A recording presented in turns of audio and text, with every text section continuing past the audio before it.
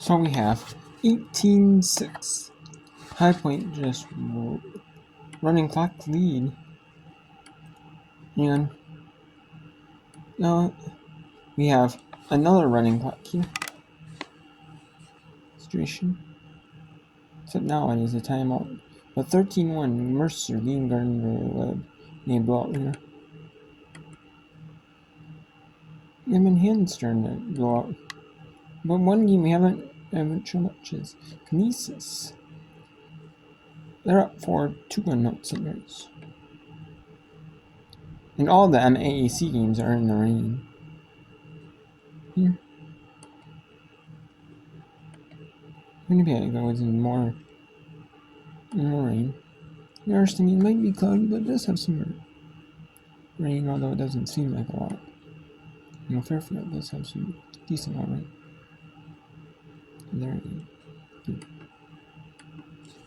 So a pretty good look there from a pretty good goal scorer, but a pretty good goalie keeps it out of the net.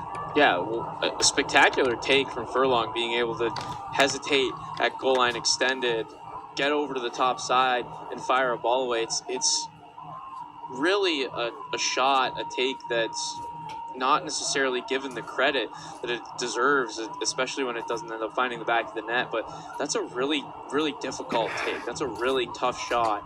And to be able to have the skill to do that is spectacular. And then another save the other way. But ultimately, as far as Furlong attacking on the other end, she hasn't found the back of the net yet, but showing the prowess of why she's leading this team in goals. Just able to force another turnover here on the near side of the field.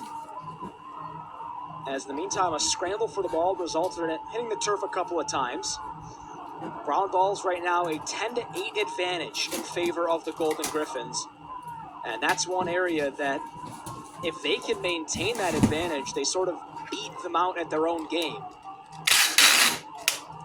That home field advantage may be coming into play a little bit. While this is the first time these two teams have ever played each other on this new turf, especially in these rainy conditions, the Griffs have now pretty much gotten used to it as the new turf installed over the course of last summer.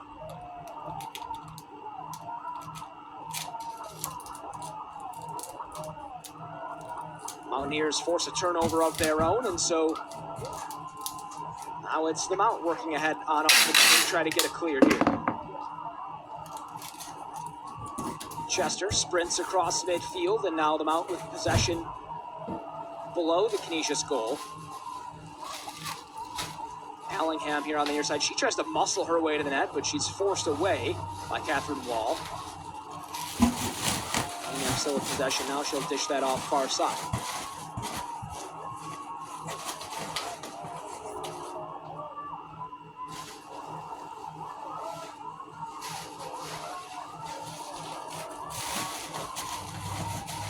Behind the net. Mountaineers still looking to work on offense. Furlong tries to spin around from behind again. She cuts to her left, doesn't have a lane. Cut off there by DeAndre again. So Hasper will wait behind the net. Galante forcing her away. Hasper cuts to the left, takes a shot. That went through the crease, but bounced all the way to the other side, and Furlong will take it up. The possession stays with the Mountaineers. Continue to attack. Don't get discouraged by there's being a seal on the net or a goalie having a good day. Keep going to the net and good things will happen right there. Great example of it. You said it and it happened. A weird bounce that went in favor of the Mountaineers has put them on the board for the first time since the 9-minute mark of the first quarter. And a shot that ricocheted just off the stick of Jody Chu and slowly bounced into the back of the net. Counts just the same as a goal that went straight in, and now the scoreboard reads 4-3 in favor of Canisius, with the Mount cutting back into that lead.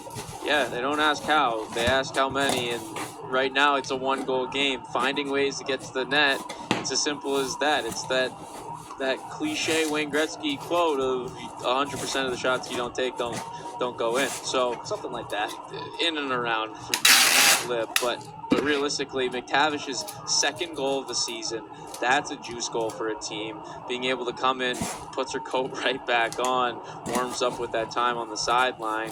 but coming in and making the most of your moments and not getting discouraged by a good goalie, not letting that set you back or stifle you, but continuing to attack, continuing to find your flow and get to the front of the net, and good things are going to happen. You got a 1-goal game, so try and bring it back to even. Control off the draw here for the Mountaineers, and they will try to even things up here at 4. As And with 3 minutes to go here, it is Kinesis 4-3 up on the mountain. I mean, there's still plenty of time for them, for Mount St. Mary's to get a goal and tie this thing up at halftime. That would be the ultimate scenario, or the best case scenario, obviously, for Mount St. Mary's. But, you know, Kinesis, I mean, would gladly take, you know, up 1. But they would love, you know, to be up 2 maybe, if they can. But 1 for sure, though, they would love it. But still give them out. Some of them out. Still have the momentum out.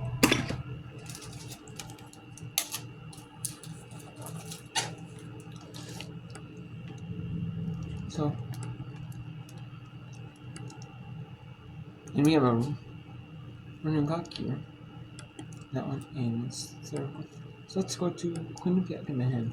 Final 35 seconds.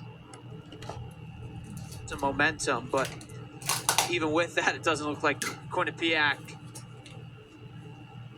is really moving with too much speed down the field. They seem content to just make sure Manhattan doesn't get another possession. Well, they will call a timeout here before the end of the first half, and a very And with late 15 seconds timeout. still, they'll call a timeout. So, in a hard hit. Let's see it. Ooh! Stick over the face. Oh man. Ooh, man, right on the forehead. Could have been on the forehead. Wow, that is. Whew. That is dangerous. Scary. A scary hit. That's clearly a foul. Probably clearly a free position. Oh, emo.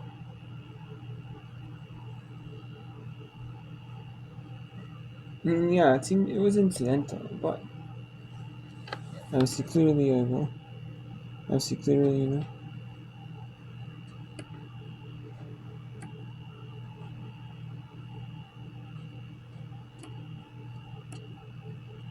Now let's go back to the end of the first half here. Kinesis is up 4-3 here on the Mount.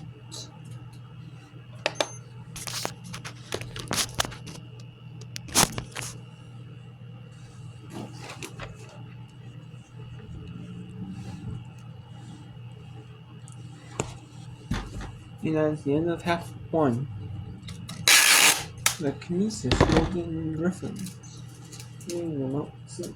Mary's in Mountains 4-3 here. And we have Gardner Webb. There are only 2 games going on right now.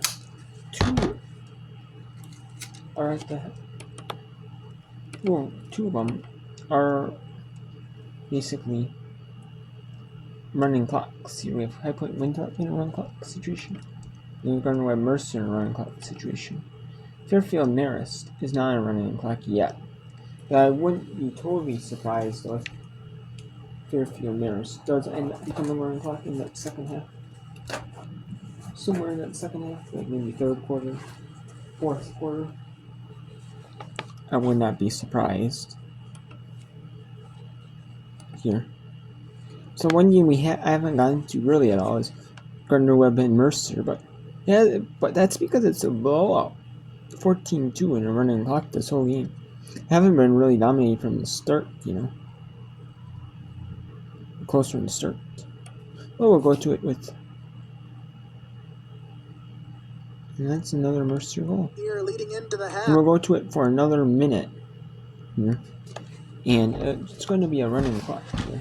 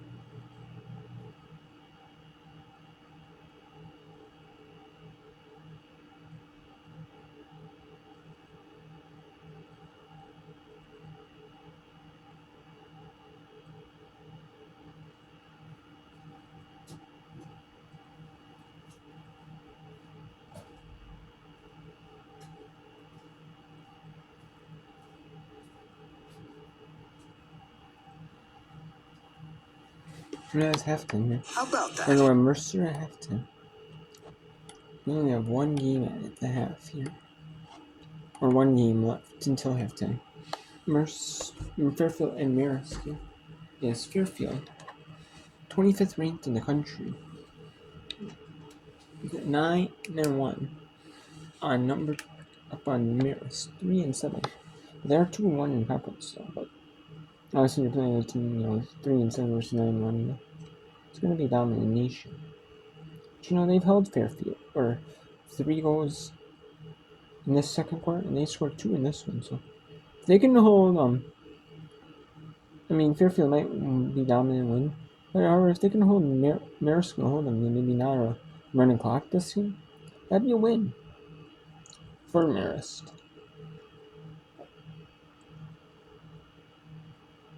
And that'll be the end of the half. 7-2. Fairfield is leading Marist. Lead over Marist. Whole lot to do during. And now we have 19-7 lead here. High Point leading Winthrop here.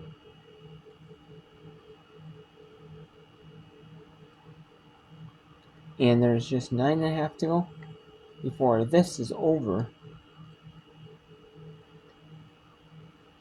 And there are no other games on. There might be, but not on ESPN Plus. There's not. They might be on Flow. Like Flow has Lacrosse. Flow Lacrosse. No, there are games. Some college lacrosse games.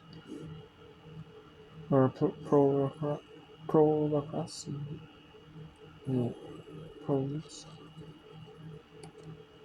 In than out in the 14 Big South Conference tournament.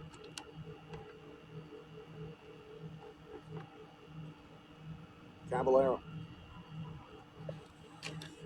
Near side to Elena Sorkin out of Glen Allen, Virginia.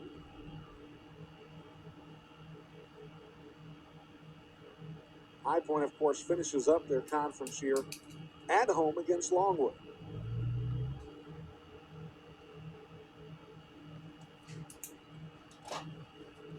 Winthrop Eagles will have possession and work it downfield. Grace Taylor trying to get a step on her defender, works it forward. They'll go into an offensive set. 19-7 lead for High Point. So we're nearing the 8-minute mark remaining in this contest. So glad that you've been able to join us this afternoon here on ESPN Plus.